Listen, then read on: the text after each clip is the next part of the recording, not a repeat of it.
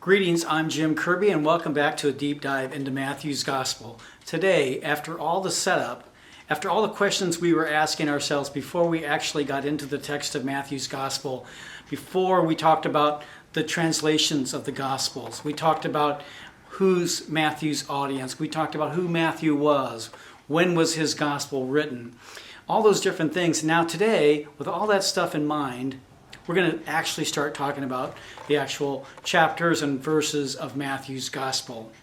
It's important to remember that the first two chapters of Matthew's Gospel talk about who Jesus is and where did he come from. The first chapter is the genealogy of Jesus.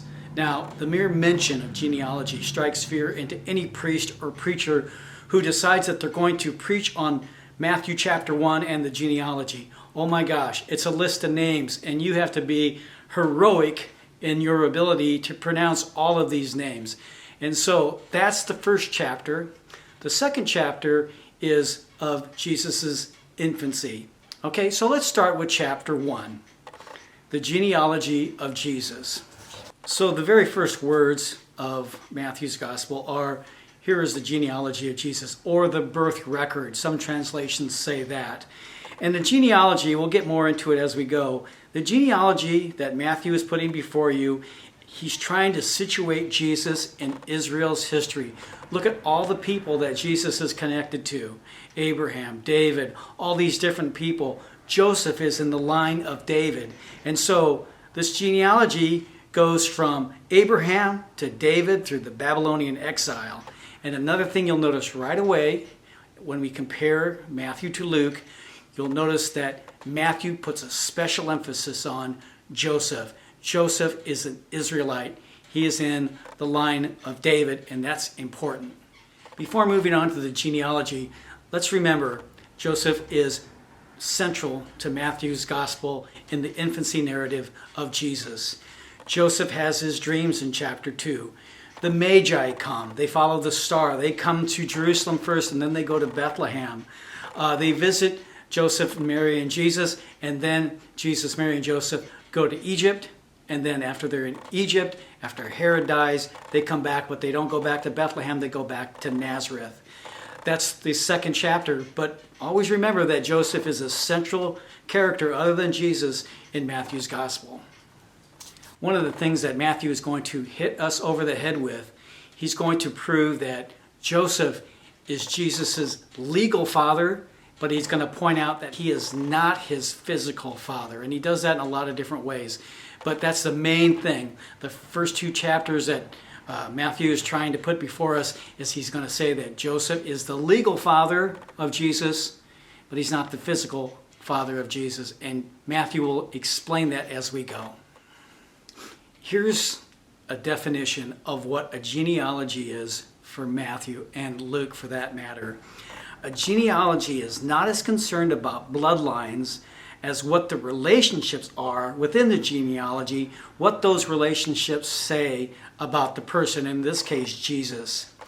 A genealogy, the author of the genealogy takes into account all of the influences of the day, domestic, political, legal, and religious. All of these different things play a part in the forming of Matthew's genealogy of Jesus. Remember, we're trying to say something about Jesus based on the relationships he has with those people.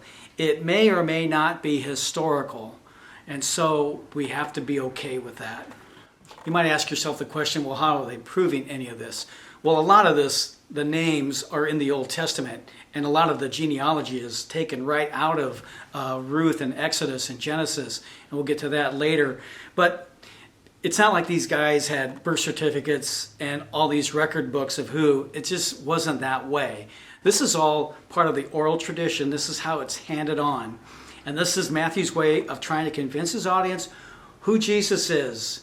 Okay, here's the genealogy of Jesus, and this is why you have to believe that he's the Messiah, the Son of God, the one that the Jewish people have been predicting and waiting for. He's the son of David. He's in the line of David.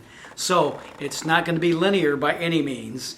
And before the gospel was actually written down, it was pretty fluid. And so it wasn't like a memorization test where, hey, what's the genealogy of Jesus? And you label it off. It wasn't that. They weren't interested in that kind of genealogy. They just weren't interested in that concrete of a linear thing for Matthew. Let's talk a little bit about Luke's genealogy. Matthew has his genealogy. Luke has his, chapter 3. And the first thing you'll notice is that they're going in totally different directions. Luke is going to start with Jesus and he's going to go back to Adam. Luke has a whole different reason for including his genealogy. He has a whole different idea of why he's including it in the way in which he's including it. One of the first things you'll notice is that Luke's genealogy goes all the way back to Adam. Okay? And so what is Luke telling us about Jesus? Jesus is the Son of God. He goes all the way back to Adam. Jesus is universal. Jesus is for everybody. While Matthew is focusing on the Jewishness of Jesus and his gospel, Luke is trying to make sure that we understand that Jesus, although he was son of David, in the historical line of David, he is universal salvation for everybody. And that's an important note to keep in mind. Here's a couple other differences in Luke's genealogy compared to Matthew's genealogy. Luke's pattern is different than Matthew's genealogy. In Luke, you'll notice right away his pattern is C is the son of B is the son of A. And we'll talk about Matthew's gospel pattern in a little bit as according to his genealogy. Luke has more names than Matthew does, and we'll talk more about the names within Matthew's genealogy. Matthew does a thing where he divides the genealogy into sections that correspond with Jewish history. Luke's not interested in that. He doesn't try to divide things up into historical periods. Another interesting thing about Luke is he does not include Solomon, which is very important for Israelis and the Jewish people. Solomon's a very important part of their history, and so obviously Matthew does. Luke, for whatever reason, doesn't. And here's another interesting thing. You remember the play, Joseph and the Technicolored Dreamcoat. His father was Jacob, but in Luke, he calls his father Eli. And I don't have a good reason for why he's doing that, but it just goes to show you Luke isn't just copying down Matthew's genealogies just to put in his own gospel. There's a lot of differences. There's a lot of reasons why he's doing it. You'll hear me say this expression a lot. Gallons of ink have been spilled trying to compare Luke's genealogy with Matthew's genealogy, and it's an exercise in futility. It's just better just to accept the fluidity of both and not beat your head against the wall trying to come up with these distinctions on how they're similar. It just doesn't work. They're both using people that might be surprising that Jesus is associated with these certain people in the genealogy. Surprising people that God chooses as instruments in the communication and in his unfolding of his plan of salvation.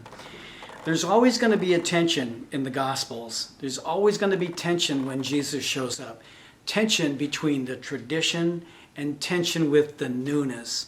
Jesus is the newness that's challenging the tradition, and both of these things play off of each other in all the Gospels. So you might say to yourself, thank goodness there's only 2 genealogies. And I would say, not so fast. There are other genealogies in the Bible. There's Old Testament genealogies. 2 in Genesis, right off the bat, in chapter 4.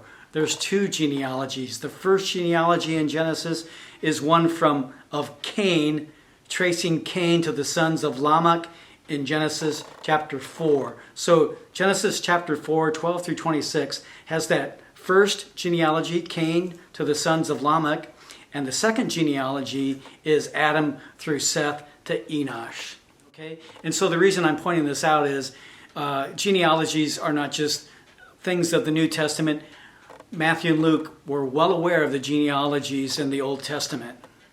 So Matthew isn't pulling these names out of midair. They're coming from the Old Testament in some order, from the Genesis genealogy and the one I talked about in Chronicles and Ruth. And so Matthew is borrowing the names and in a lot of cases the order of those names in those Old Testament genealogies. And so it's still important to remember that this is still fluid. Prior to the 4th, 5th, 6th century, when the Bible finally starts getting nailed down, the canon of the Bible finally gets set once and for all, it's still fluid. And the genealogies were fluid until they were written down. And when you write something down, all of a sudden it becomes more historical and people look at it in a factual way rather than the way they kind of use these stories and genealogies back during the oral tradition. Let's take a time out here. Before we get all caught up in the order and the lists and names of Matthew's genealogy, let's not forget what Matthew's trying to do. He is connecting Jesus to David and Abraham and Moses, for that matter. He's trying to prove and comfort his Jewish converts, or the Jewish people who are considering Christianity, that Jesus is one of them. He's in the line of David. He's the guy that they've been looking for. He's the Messiah, the Christ. He's the one. And so as long as we keep that in mind, we can let some of these other questions and these details that can really sometimes be pretty confusing and cause us to really stop and think. Let's not get too far away from the central part. Genealogy is trying to tell you who Jesus is. So many people have got migraines trying to figure out what the issue is here with the number 14. Gallons of ink have been spilled trying to figure this thing out. There are a million theories on what Matthew was doing with the number 14. Most scholars believe 14's a divisible by 7, the perfect number. Some people try to say it's David's name. In the Hebrew spelling of David's name, it spells 14. There's 14 different letters, for lack of a better word, and none of these things really hold much water. 14 just seems to be a number that's divisible by 7. Let's talk about the women of Matthew's genealogy. There's 5 of them. And you can spend a lot of energy trying to find out what they have in common, and we'll talk about those things in a second, but there's 5 of them. The first 4 you'll see, first 3, 5, 6, and 16. The very first woman that Matthew includes in his genealogy is Tamar.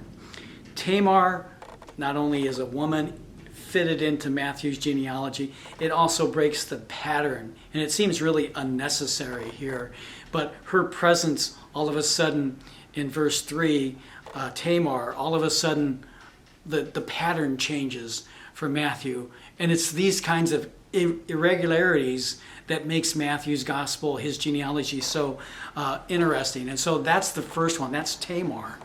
We're going to hear about Rahab. She's in the 5th verse of chapter 1. She's also mentioned in the Old Testament, so these people have historical value. Her life was spared because she aided Joshua's spies. Okay, there's a whole big story about both of these women, but I'm just telling enough just to show how irregular they are and how surprising it is that Matthew would put them at different places in his genealogy. We get to verse 6 and we come across Ruth. Okay, Ruth is a name that's in genealogy of Matthew's. She also is the author of the book of Ruth. And if you look at the book of Ruth, you'll see a lot about her lifestyle. You'll see certain genealogies in her book as well. She was a Moabite, which means she was a Gentile. And so she came into the Israelite line, the Davidic line, because she married an Israelite. Okay? And she converted to Judaism. We don't know a lot about the person that she married, but it just goes to show you Ruth, this prophetess, is part of the genealogy. She's happens to be the great-grandmother of King David, which makes her an ancestor of Jesus, by the way. So, linearly, she belongs there. But there are a lot of other women that could have been included. Why Ruth? And then we get to Bathsheba. Isn't it getting juicy now? Who would have thought that a genealogy would be so interesting? But here we go. Bathsheba, if you don't know anything about Bathsheba, she was the wife of Uriah, and David saw her sunbathing on the roof, and he had to have her. And so what did he do? He had her husband sent to the front line where he was conveniently killed. It just, in verse 6, it just says the wife of Uriah. It doesn't tell you much in that story, but if you know the backstory, you know that this is another irregularity in Matthew's genealogy. And finally, we get to the name that we know so well. We get to Mary's name, Mary, the mother of Jesus. Mary is brought into David's line by her marriage to Joseph. Again, Matthew is going to point out that Joseph is not the physical father of Jesus, he's the legal father of Jesus. And we're going to have more explanation as we go into the next chapter, into verse 18. Why these women, and what do they have in common? You can go down this rabbit hole and spend years trying to research that. You're not going to get a lot of help from Jewish tradition. There just doesn't seem to be enough of information within Jewish tradition to link these 5 women together. We're going to guess that Bathsheba was a Gentile. She and Rahab, Gentiles, they converted to Judaism. Strange that Matthew includes them, but they were brought in to the line of David. Tamar, maybe a Gentile, we don't know. She had her own history. She was involved with some pretty risque things, and she's in Matthew's gospel. Ruth has a questionable background, but she's also a model of loving kindness. Read her book and you'll see more what I'm talking about. So these 5 women, there's little connection other than that they're brought into the line of David. There's a lot of irregularities out of most of these women that Matthew includes in his genealogy. The thing that they have in common, though, is that they are a departure from the ordinary. If there's one thing we can say about these 5 women, there's really nothing ordinary about them. They all have their own irregularities in some way. Mary, the irregular birth of Jesus, and maybe the reason that Matthew is including them in his genealogy, he's preparing us. Expect the unexpected. And here's another lesson that I learned, not just in Matthew's gospel, but in John's and Luke's and Mark's. The people that should have known better didn't, and the people who shouldn't known anything knew the most. And so expect the unexpected. I think that might be the simplest explanation for why Matthew is including these women in his genealogy. I thought you Numbers people needed it a little bit more today, okay? Remember we were talking about the number of 14, the 14 generations that Matthew talks about in his genealogy. And remember I talked about it might have had something to do with David's name. Well, here we go. In Hebrew, you spell David's name like this. Now, I don't know where this come from.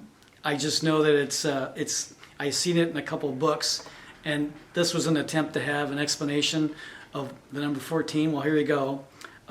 You can pronounce this any way you want to, but the first letter of David's name in Hebrew has 6 letters. The middle part has 4. And the third part has 4. And guess what? You add them all together and what do you get? 14. The chances of that being the reason that Matthew's including David and 14 generations is really, that's a tall order to prove that. So chances are, like I said before, it's probably just divisible by 7, the perfect number. So that's the first chapter of Matthew's gospel, the genealogy. Again, let's remember, he's trying to situate Jesus in Israel's history. He's trying to show you that Jesus is in the line of David. Joseph, his father, is in the line of David, not his physical father. Okay, and so, everybody, shies away from the genealogy and doesn't talk about it too much because the words are hard to pronounce and it's long and nobody understands it. I think if there's one thing that we can take away from the genealogy of Matthew, is the irregularities of it. Get ready for the irregularities of Jesus' life, okay? Expect to be surprised. Expect the unexpected, okay? And as I mentioned before, one of the things you should expect is the smart people, like Herod and the scribes and Pharisees, the smart people should understand who Jesus is and they should get it, and they don't. And the other people, the magi, the shepherds, all these other relatively insignificant people, they're the ones that get it. And so I think if there's anything that Matthew teaches us in the first chapter, even though it's very, technical and a lot of names and all that, he's trying to get us ready for the irregularities of Jesus. Thanks for coming. Thanks for joining us again for another deep dive into Matthew's Gospel. I'll be back again next week. Again, send me your questions. You can put them in the comments box below, or you can email me, jkirby1@me.com. Next week, we're going to get into chapter 2. We're going to learn about the Magi and Joseph and dreams and all kinds of good stuff. Come on back to a deep dive into Matthew's Gospel. Take care.